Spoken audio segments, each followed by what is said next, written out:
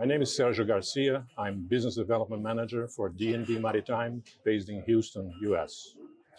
Now, here at the Offshore Wind Journal Conference, you spoke about opportunities in South America and Central America. I was wondering if you could highlight the activity in Colombia and Brazil. Sure.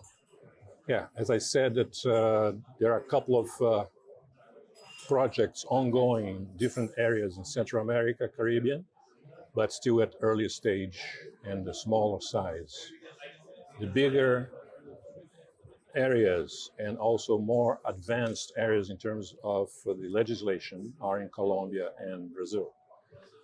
In Colombia, there's the largest area is in between Barranquilla and Cartagena, being the two major consumers by the coast.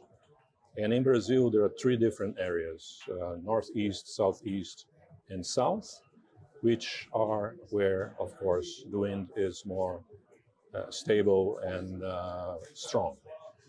So the opportunities are, especially in Brazil, large. There are 98 projects right now in Brazil registered with the environmental agency IBAMA,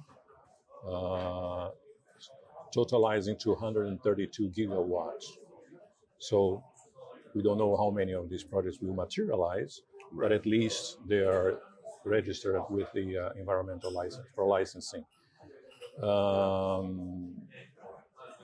So the opportunities are big, especially in Brazil. What is still to be seen is how quick it will happen. There is legislation in Brazil at the Senate at this point. It's expected to be passed in Q1 this year, which will open up for the legislation to be ready for the wind offshore to progress.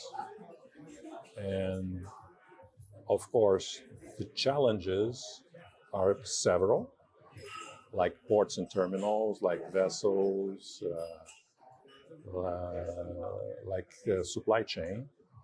But the good thing in Brazil is that you have at least a mature offshore oil and gas industry.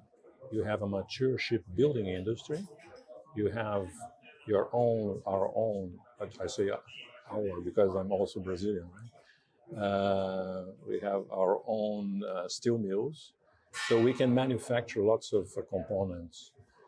And we do have a very stable onshore wind industry as well. Brazil presently is number 5 in onshore wind, with only 20 years of existence. So there are already blades being manufactured in Brazil. There are components being manufactured in Brazil for the onshore that may help the supply chain for the offshore wind. Now, in your presentation, you also highlighted an opportunity for offshore winds to help decarbonize oil and gas. I was wondering if you could talk a little bit about that. Sure. Yeah. This has happened, started in Norway, if I'm not wrong. And now Petrobras is also looking at this, together with Total Energies and other majors.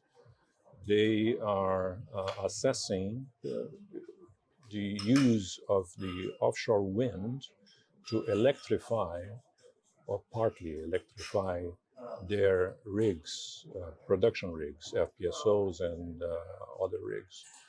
And this way decarbonizing, because there's a big push in Petrobras presently to decarbonize their oil and gas operations.